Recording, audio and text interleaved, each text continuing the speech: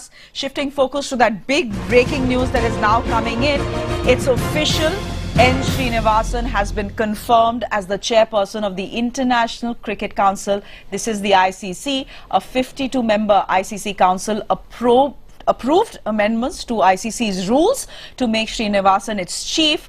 The rules were amended at ICC's annual conference in Melbourne, is what we are being told. So N. Srinivasan has been nominated by the BCCI for the top post of the ICC. Sanjeev Mukherjee joining us. Sanjeev, what more details can you share with us?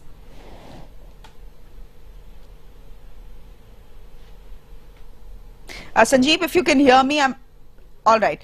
I do believe that we have lost our line to Sanjeev Mukherjee, our chief cricket correspondent. We'll of course be going back to him as soon as we can. But for the moment, just to tell you the big news that we are tracking, this N. Srinivasan has been confirmed as the chairperson of the International Cricket Council. This is the ICC. The 52-member ICC Council approved amendments to ICC's rules to make Mr. Srinivasan the chief.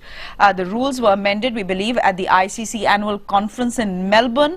Srinivasan, of course, has been nominated for the top post of the ICC by the BCCI.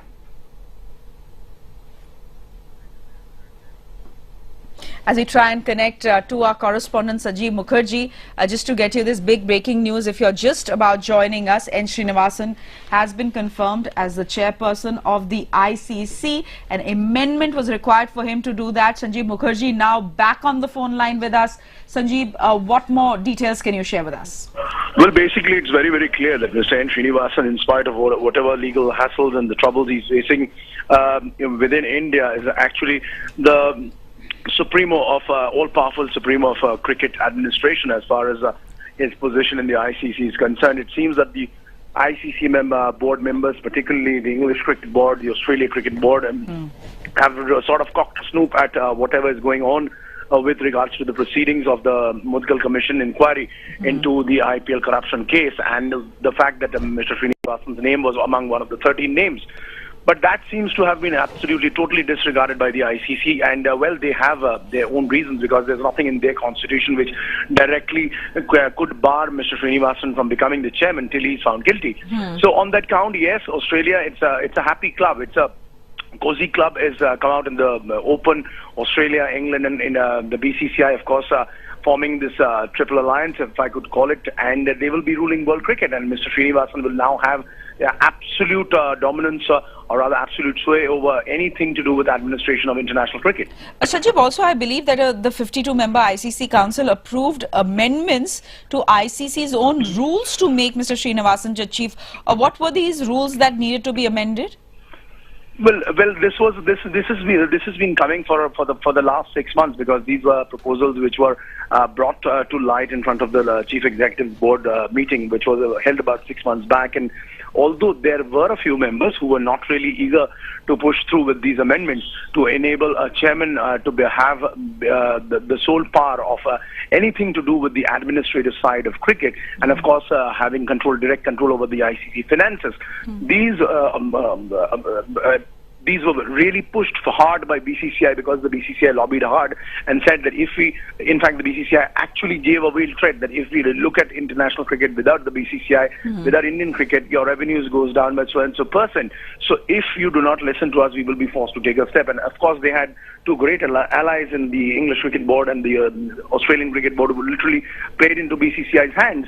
And that is the reason these amendments have been pushed through. Yes, it could be a little bit surprising for viewers who are not aware of this, that how could a 52-member committee actually pass this. It's not about the numbers. Basically, if you are a big, powerful nation as far as cricket governance and cricket economics is concerned, then you have absolute sway over the entire procedure, and that's exactly what the BCCI through Mr. Srinivasan and along with the help of the ECB and Cricket Australia have exercised, and that's the reason they have sort of got this absolute dominance over the future of cricket governance in the world. So essentially, Sanjeev, what you're saying is that this was a foregone conclusion. This couldn't have gone any other way. Absolutely. In fact, all it needed was maybe something like a miracle, like Cricket Australia or the English Cricket Board questioning Mr. Srinivasan's technical position, whether he should actually, be appointed as the chairman of the board of the ICC, when in fact there is such a big inquiry which is going on, and which has also seen his name getting dragged into it. But there seems that when it comes to sports administration, morality is something, or is just an adjective, just a word which is found in the dictionary, is not really applicable to these high-level administrators who run cricket. And that's the reason, yes, in spite of the fact that the game is doing so well, at least in India, and of course all around the world in the 9 or 10 nations, the game has not moved forward. If you look at football, right now the Football World Cup is going on.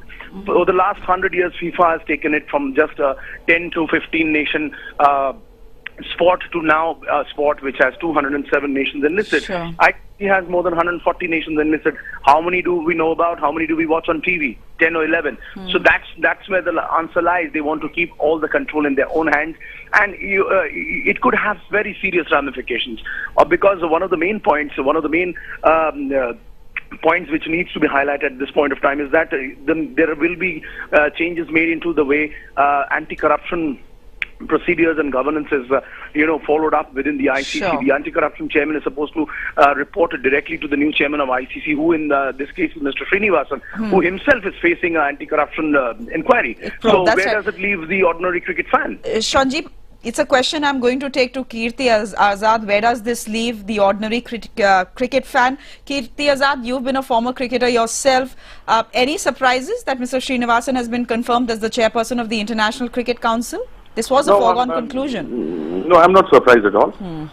For simple reason that the ICC also knew there were quite a few corruption charges against the Honorable President of the Board of Control for Cricket in India. And they have a point in their memorandum of association or whatever, that if anybody is charged with corruption or any of his family members are, they don't qualify to become, they can't hold any post or be in the ICC.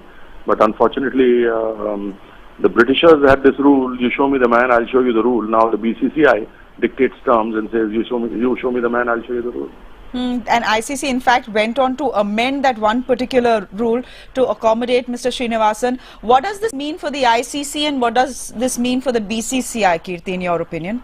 There is humongous corruption. We all know it. It's unfortunate that even the press, either the electronic media or the press, don't come out with it, because there are few influential politicians who basically rule over the press, and it's unfortunate that even journalists are not coming out and exposing these corruption that has taken place. And if you look into the Yashwant Sinha report of August 2010 on IPL, the Standing Committee on Finance, where the current president of the ICC, president-elect, was the treasurer, where he had accepted the fact that they had violated the FDI, the FDI norms, the RBI norms, and a lot of things. They've got about 24 notices from the from the enforcement directorate. They haven't replied to any one of them, and now they are very happy saying "Saiya bhai kotwal to dar kahe ka." But it could very well be argued that Mr. Srinivasan is innocent until he is proven guilty by a court of law, Kirti. I think a lot of our leaders used to talk about moral and vicarious responsibility. And I think one should absolve themselves, even if allegations are there, and sports is such a clean thing. And you're not a sportsman, above all. Although I'm not saying is those who are non-sportsmen and still are administrators, but as long as they are clean administrators, good administrators, it's perfectly fine. So, till they are proven, fair enough, then why should the questions be raised at all on corruption? Then I think everybody else is free. There's no problem at all. But my question is that charges have been framed. Enforcement Directorate has sent them notices. They have violated the FDI norms. They took 1,008 crores, which is equivalent to $400 million at that time, to South Africa without taking permission from the Reserve Bank of India. So, and the FDI, we till date don't know where the money came in to many of these franchisees. So, these are serious allegations, and with the notices from the Enforcement Directorate having gone to the BCCI and they having not replied, shows the kind of respect they have for the government and the laws of the land. All right. Kirti, thanks very much for joining us with that quick first reaction. Rahul Mehra, senior advocate, joining us as well, a sports enthusiast, if I may call him that. Rahul, first reactions? Well, it's quite shocking to hear that, even the Supreme Court of India earlier did not want, actually thought that, Mr. N. Srinivasan is not fit to govern the Indian cricket, but is capable enough to govern world cricket. What else can one say? I mean, these are kind of people who should be completely blacklisted from all kind of sporting activities. They are anything but sportsmen. They are anything but having sportsman spirit. They are people who are absolute, experts in bending the system, in doing everything which is non-sporting. And yet, a person who cannot govern and who has been debarred from, and not only step aside, but has been asked not to take over the charges of Indian Cricket Board, which is the BCCI, but he is good enough for the International Cricket Board, the world body. So, these are contradictory kind of statements being thrown out. These are decisions which need to be taken. Supreme Court really needs to now, also look into the aspect of the conflict of interest. It's been 4.5 years ever since the Honorable Supreme Court has not taken a final call on this. There was a split decision, and we were told that there's going to be a